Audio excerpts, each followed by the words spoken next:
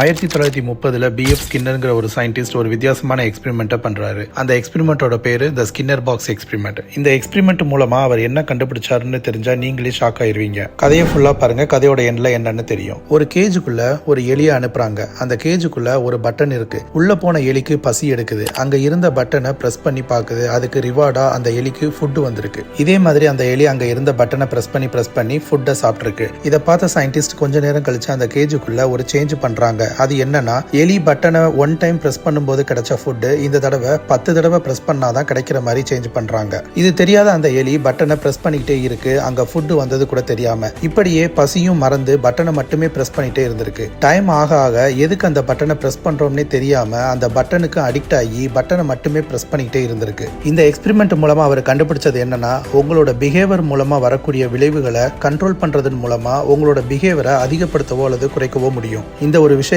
அந்த எலி மட்டுமே பண்ணலங்க, நான் உட்பட நாம எல்லாருமே பண்ணிக்கிட்டு தான் இருக்கோம். அந்த மாதிரி எந்த விஷயத்துக்கு நீங்க அடிக்ட் ஆகி திரும்ப திரும்ப பண்றீங்கன்னு கமெண்ட்ல சொல்லுங்க. அண்ட் இந்த வீடியோவை உங்க ஃப்ரெண்ட்ஸுக்கும் ஷேர் பண்ணுங்க.